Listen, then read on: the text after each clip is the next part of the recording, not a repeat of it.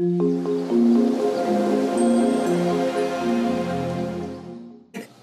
everybody, Dave Sullivan here with special guest Eric and Yanci, one of my very early fans on YouTube, and I'm so glad that they're here with me today. Thank you both for coming on the show. Thank you for inviting us. Thank you. So they've been both working very hard on their credit, and we've kind of emailed back and forth, and you're really at the point now when you're just about ready to start shopping, fortunately. So I just wanted to talk a little bit. You get your credit scores from myfico.com. I'm not sure where you heard that advice from before, but definitely from you. I might have had something to do with that. But it looks like you guys are close. Now, one of the things I like to tell people about myfico.com is that they need to be careful because you're getting, well, originally you used to get a FICO version 09. And now they're actually showing you the 05 version as well. In the mortgage industry, we use 05. So your scores may be a little bit different from what's coming up on the email you sent me. Okay. But you still, so, you know, I'm just saying that only because there could be variations. Right. In the score. But I think Yanci's in really good shape, and Eric is like right there. Mm-hmm. 620 is kind of like the bare minimum, but if you can get to 640, you'll be in very good shape. And one of the things I want to tell you is interest rates are so low right now. It's really a great time to take advantage of it. So even though maybe you're not at like 640 or 740, you can still get a very good rate. So now is definitely the time if you're ready. What is your goal? What is your time frame? What are you trying to do? Well, our lease is up. What is it? June 15th. Yeah. So we were thinking, go ahead and get it. We open an account with a credit union. Okay. So I was thinking, okay, and my main reason was for this because I knew this day was gonna come. So I was thinking, like on the beginning of May, like the first week of May, calling the credit union and saying, hey, my husband and I are interested in applying for a mortgage and see what happens from there. Okay. So you said you got an account from there. Did you get a installment account or a credit card, or what kind of account did you get? No, it's just a savings account. Oh, okay. So good. Mm-hmm. You're establishing a relationship, a good idea. Credit union's always a good choice. You know, I would definitely tell you to shop at more than one lender, though. Okay. When you are ready. And that was my next question. I just don't know where to go afterwards, you know.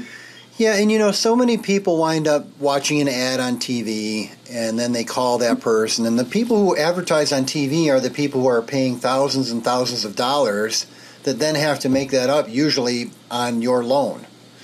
Or not your specific loan, but I mean over the course of all the loans that they do. Although it might feel like they're making it up on your specific loan sometimes. But what I would tell you is there's an association in your state of mortgage brokers. Like in Michigan, it's the Michigan Mortgage Lenders Association. Okay. I would tell you to find that group and then maybe even go to the president of that group, because more than likely he's a mortgage broker. And he's going to be somebody who cares enough about his industry to take a volunteer position like that. So what state were you guys in again? North Carolina. Okay, so I'm sure there's a North Carolina Association of Mortgage Brokers, and that's where you're going to want to look to go to. Now, Eric, specifically on your credit situation, you're right there. I would say you're probably good to go right now. Okay. But there's a variation in between your three scores. One is about 40 points higher than the lowest one. Yes. And as you know, mortgage lenders look at the middle score. That's the key score. So what I like to do is when there's a 40-point variation is try to figure out why there's such a wide variation. So if you take your three credit reports and lay them down next to each other and go through and find where the differences are in between your Equifax, in your TransUnion and your Experian. If you find the differences, then you can kind of figure out what your next move is. Because if you can bring that TransUnion score up, up above the Equifax score, now your middle score is the TransUnion score and you're in good shape. I mean, you could bring them both up to 658 if you got everything worked out together. Okay. And the variations are caused sometimes by collection companies not reporting to all three, or even balances not being updated at the same time at all three. Was that your side or my side? No, that is on this side. Oh, okay. Yeah. I'm like, was that me? No. That's true. Okay.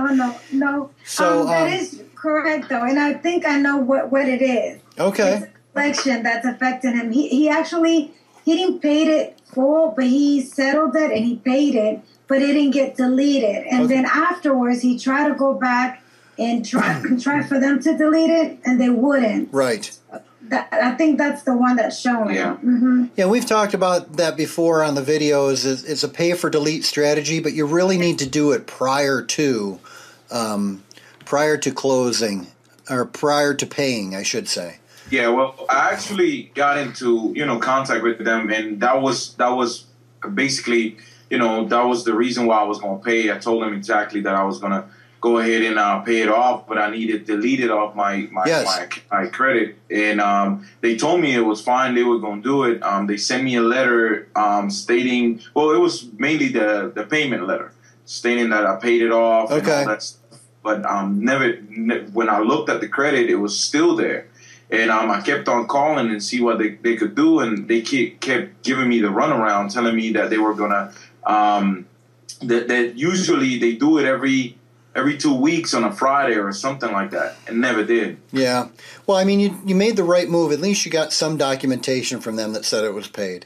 And as long as it's showing paid on your credit report and it goes further and further back in time, it will impact you less and less.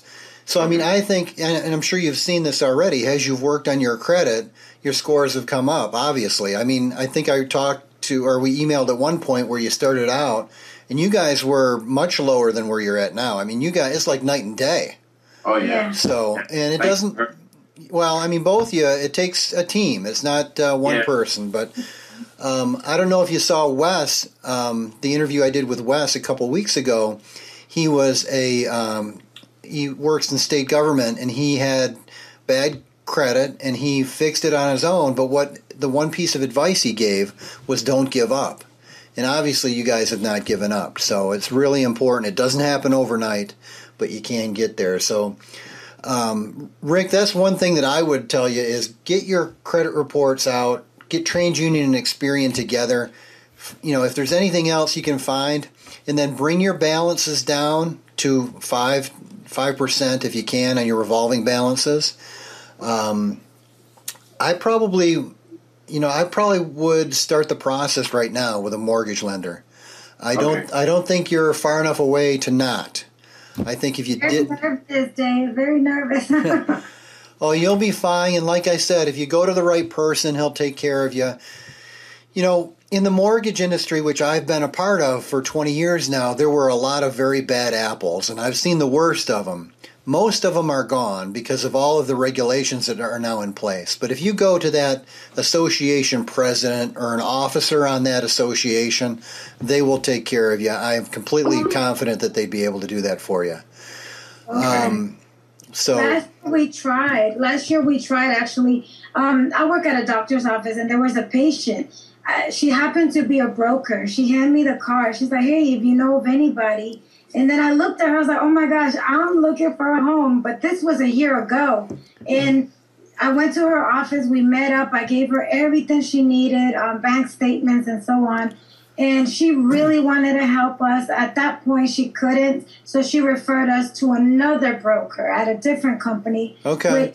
That's when they said, okay, the problem here is you don't have no credit. You need to establish credit. And that's what we've been doing ever since. And then, of course, I found of you. Right.